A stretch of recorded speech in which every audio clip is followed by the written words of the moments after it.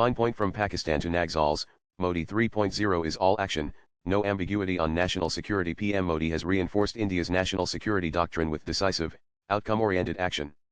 From launching Operation Sindoor to deporting illegal immigrants and crushing Naxal terror, Modi has abandoned strategic restraint in favor of strategic clarity, making it clear that India's security is not up for negotiation. And at the core of Modi's popularity is his unwavering stance on national security.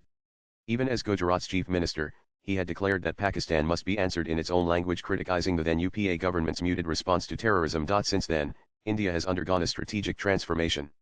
It started with Garmain Gus K. Marna and evolved into a hardened national doctrine. In 2016, after the Uri terror attack by Lashkar-Taiba that killed 18 Indian soldiers, India responded with surgical strikes across the LOC.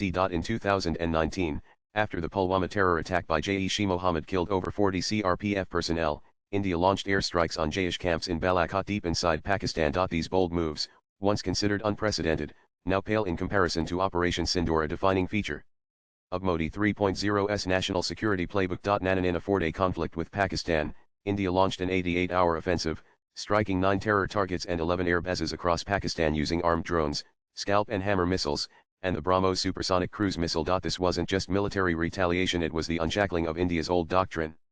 For the first time, Pakistan's military became a legitimate target of anti-terror strikes. Pakistan's true colors, known to India for long, were exposed globally when it came out to defend and then avenge its terrorist groups that faced a beating from Indian bombs.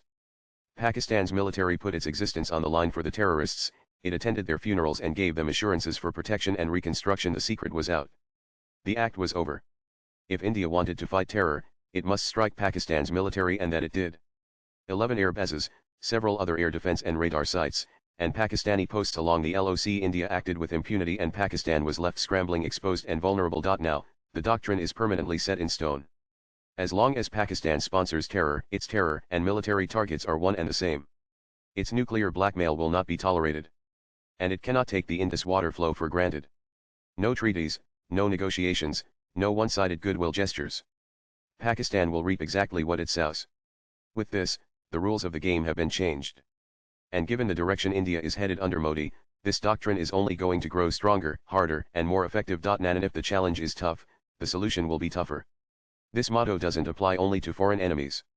Modi 3.0 is also wielding its iron resolve against internal threats, starting with India's decades-old left-wing insurgency, which India has vowed to eliminate entirely by March 31, 2026. The 58-year-old Naxal insurgency, once a dominant force across a red corridor stretching over 182 districts and nearly 40% of India's landmass in 2013, is now reduced to just 18 districts. Recently, India scored its biggest breakthrough in years, the killing of Nambalakeshwarao alias Busvarju, the supreme commander of the CPI Maoist, in a 50-hour encounter.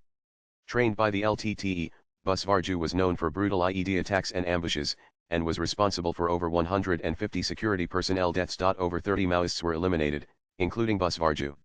Significantly, this mission involved the District Reserve Guard of Chhattisgarh, comprising surrendered Naxals. That the ideological tide has turned. India's approach has been four-pronged: modern warfare tactics, relentless counter-Naxal operations, choking off funding and arms, and moving in with development schemes and governance. The push for road and internet connectivity, elections, and financial inclusion has made a real difference.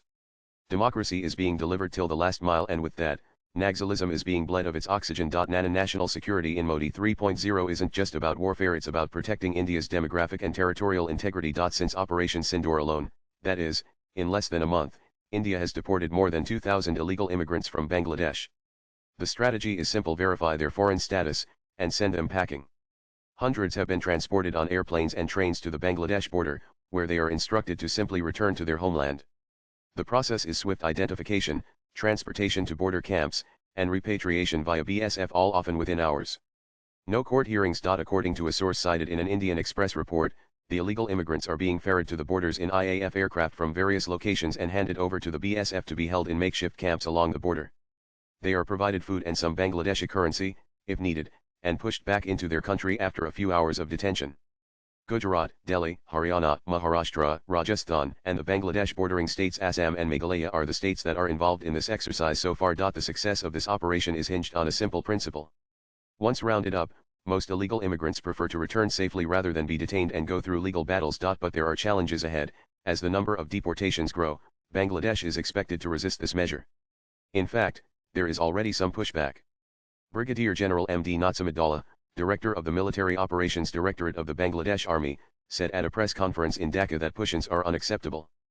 But for now, he says, BGB is managing well, within international protocols. Ultimately, there is little Bangladesh can do if its citizens turn up at the border gates, having decided to return to their homeland. Now, such deportations have taken place on a smaller scale under previous governments as well, but some immigrants return undetected once the heat lowers.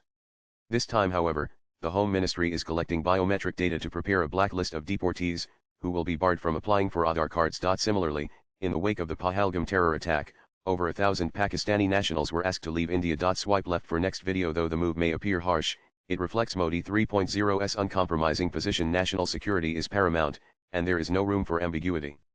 From cross-border strikes to domestic crackdowns, just the first year of Modi's third term has redrawn India's national security landscape. Views expressed in the above piece are personal and solely that of the author.